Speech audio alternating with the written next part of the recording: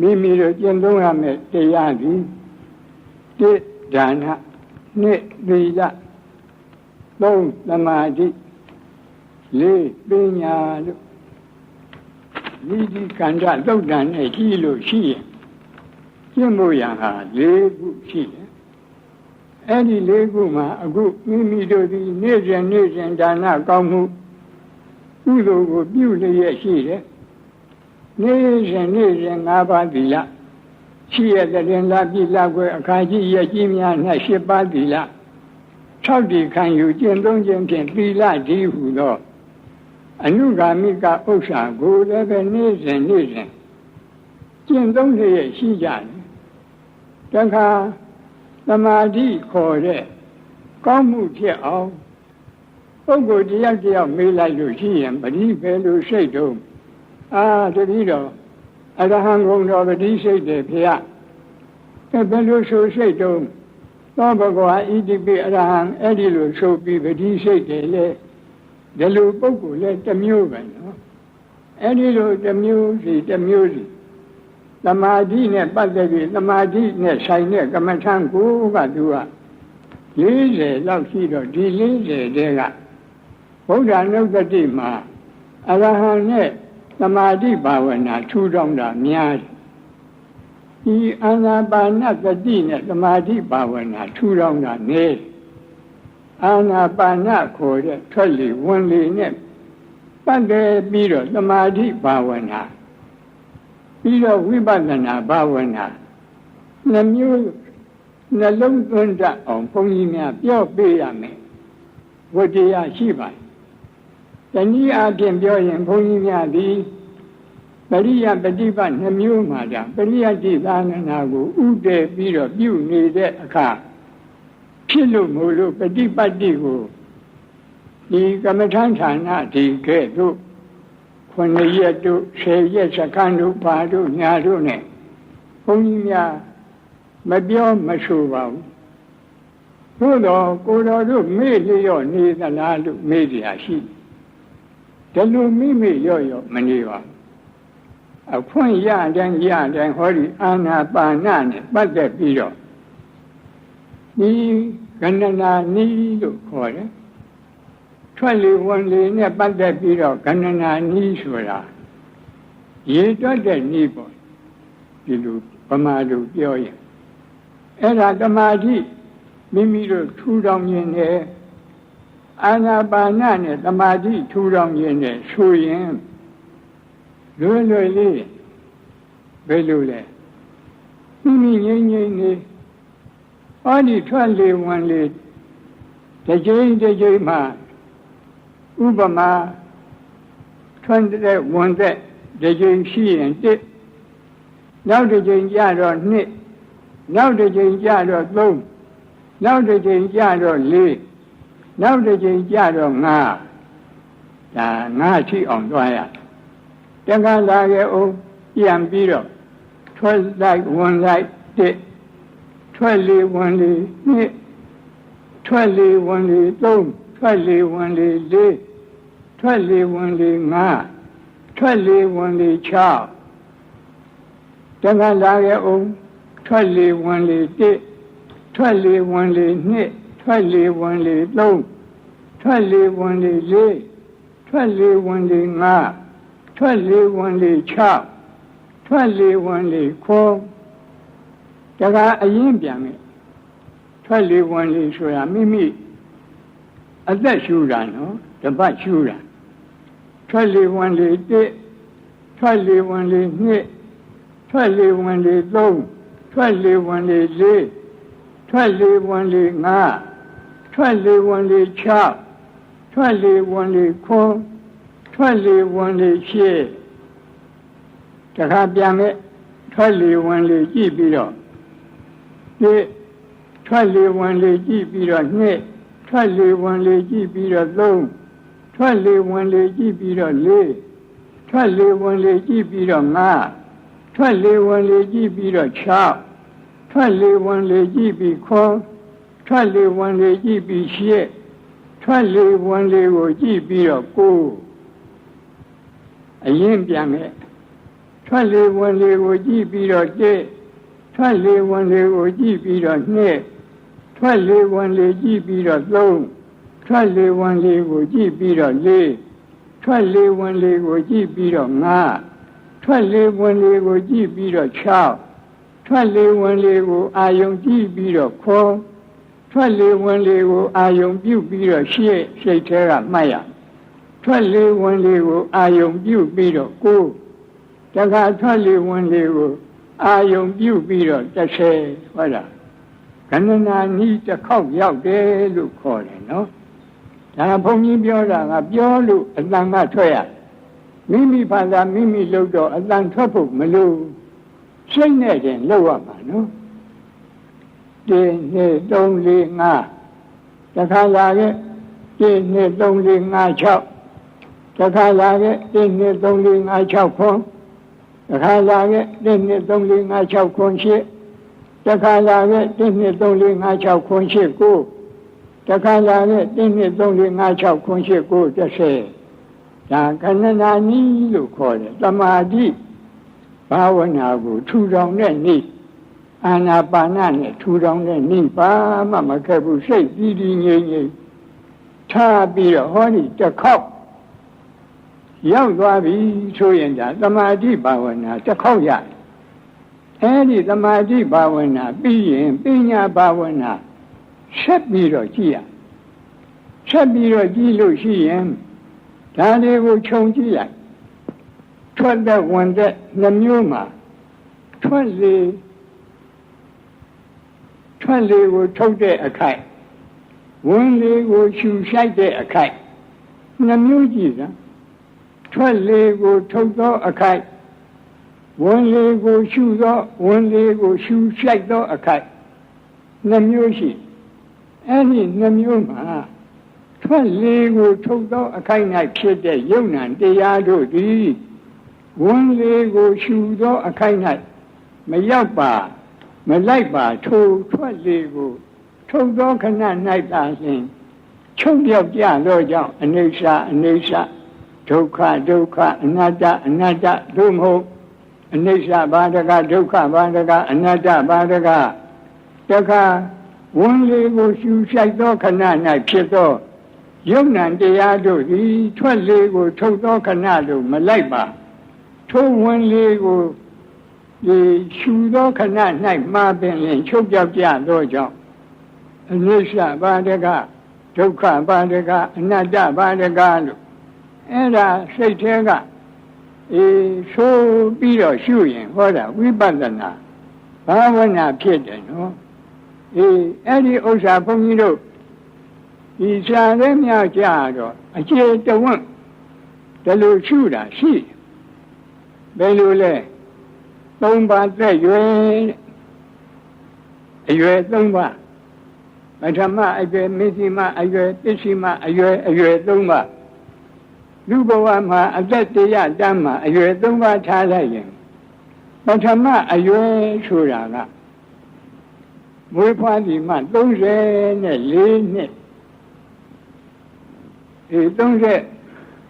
နှစ်4လထိအောင်ဒါပထမအရွယ်တခါအဲ့ဒီ33နှစ်4လကနောက်အလေပိုင်း33နှစ်4လဒီဒါမိရှိမအရွယ်တခါအဲ့ဒီနှစ်ခုပေါင်းလိုက်ရင်66နှစ်8လဖြစ်သွားတယ်အဲ့ဒီ66နှစ်8လကနောက်33နှစ်4လအားလုံးအနှစ်တရာဒါအသက်တရာတန်ကို3ပုံပုံရအဲ့ဒီနောက်ဆုံး33နှစ်4လဒီပစ္စည်းမအရွယ်အဲ့ဒီလိုအရွယ်နဲ့စိတ်ထဲမှန်းပြီးတော့ပထမအရွယ်၌ဖြစ်သောယုံ nant တရားတို့သည်မိရှိမအရွယ်သို့မလိုက်ပါ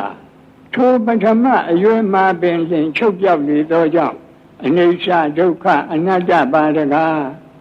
တခါမိရှိမအရွယ်၌ဖြစ်သောယုံ nant တရားတို့သည်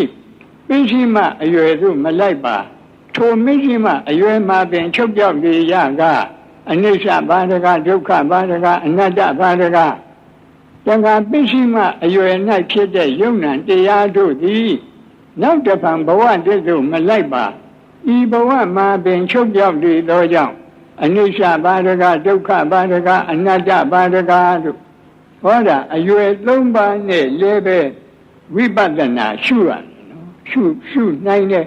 ဒါတရားထာကပြတဲ့ရှုနည်းတခါ၃ပါးသက်ရွယ်ဆေဒတကဓာတကအသက်တရားတန်းကို10နှစ်တပုံ10နှစ်တပုံ10နှစ်တပုံပုံရင်10ပုံထွက်ဒါကိုဗမာလူလွယ်ခေါ်ရင်ပထမ10နှစ်ဒုတိယ10နှစ်တတိယ10နှစ်စတုထ10နှစ်ပင်စမ10နှစ်သတ္ထ10နှစ်တတ္တမ10နှစ်အဋ္ဌမ10နှစ်နဝမ10နှစ်ဓမ္မ10နှစ်လို့10နှစ်အနေနဲ့အသက်တရားကိုပုံရင်သူ10ပုံရတယ်ပထမ10နှစ်၌ဖြစ်သောယုံနံတရားတို့သည်ဒုတိယ10နှစ်တို့မပါထိုပထမ10နှစ်မှပင်လင်ချုပ်ပြောက်လေသောကြောင့်အနိစ္စပါဒကဒုက္ခပါဒကအနတ္တပါဒကဒုတိယ10နှစ်၌ဖြစ်သောယုံနံတရားတို့သည်တတိယ10နှစ်တို့မလိုက်ပါထိုဒုတိယ10နှစ်မှပင်လင်ချုပ်ပြောက်လေရကအနိစ္စပါဒကဒုက္ခပါဒကအနတ္တပါဒက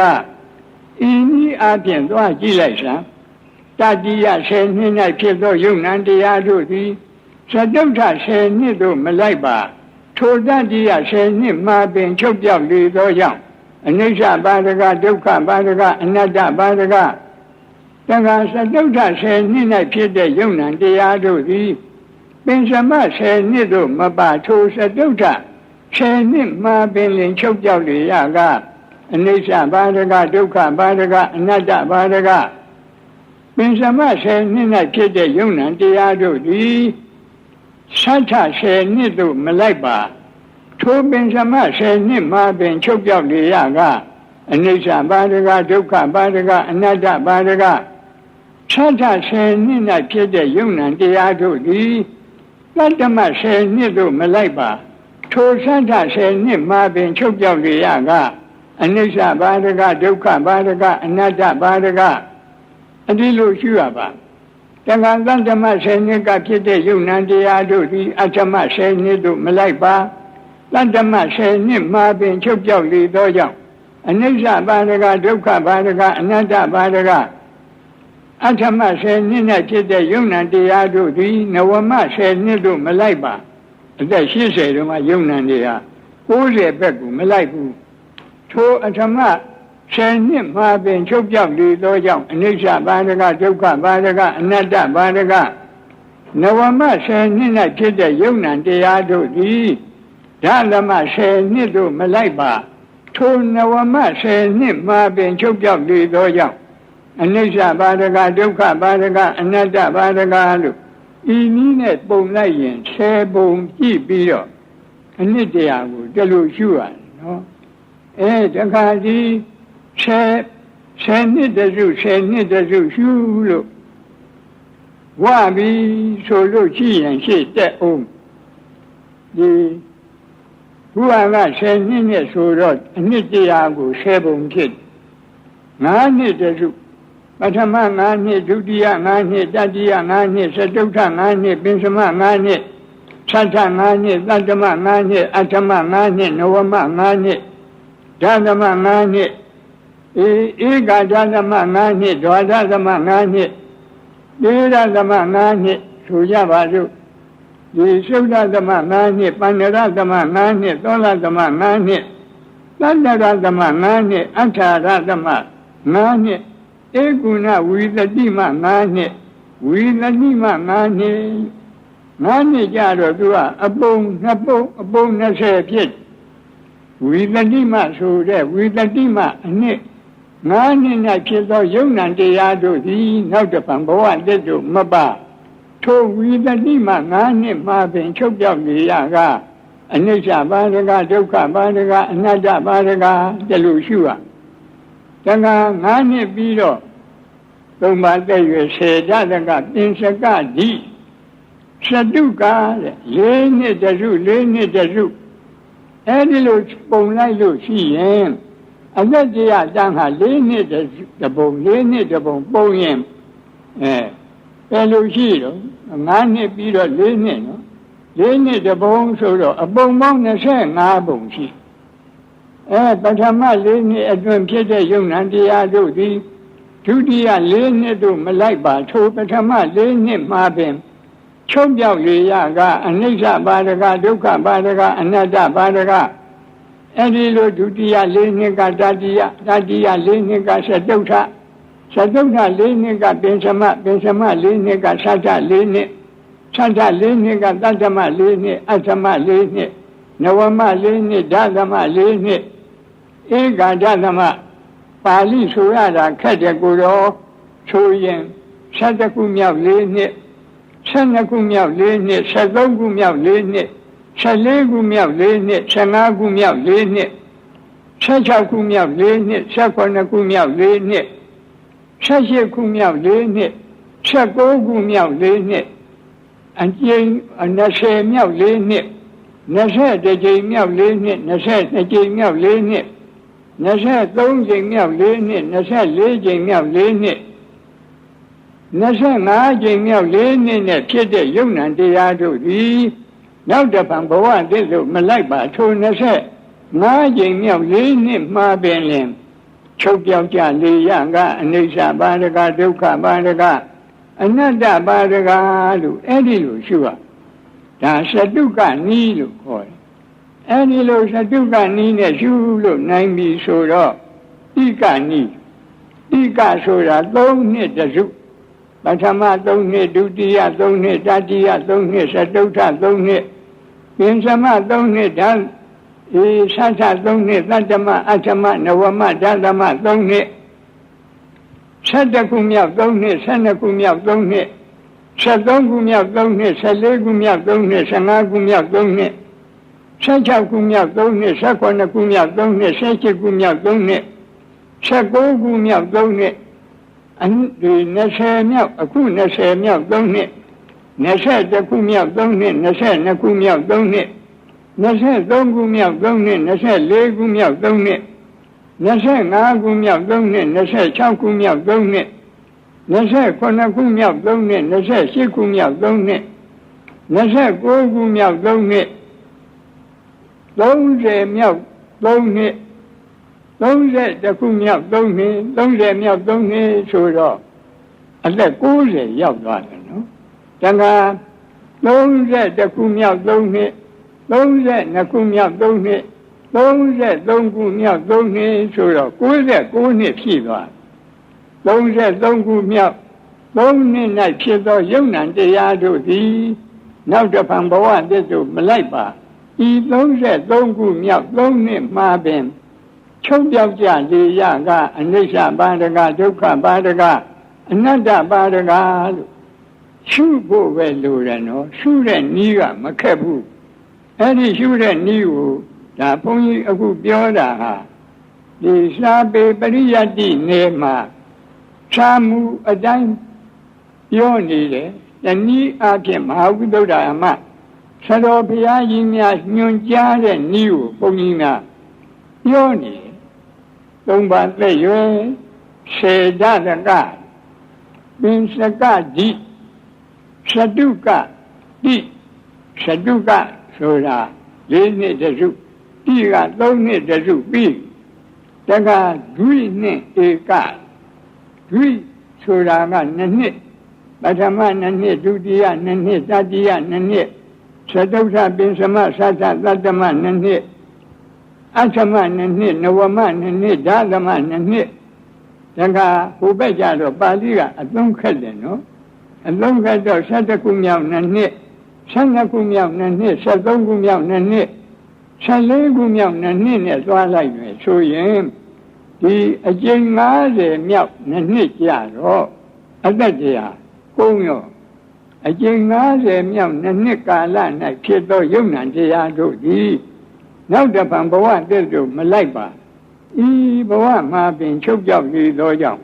အနိစ္စပါဒကဒုက္ခပါဒကအနတ္တပါဒကလို့အဲ့ဒီလိုရှုရမှာတခါတည်း2နှစ်နဲ့ရှုပြီးတော့1နှစ်နဲ့ပထမ1နှစ်၌ဖြစ်တဲ့ယုံနံတရားတို့သည်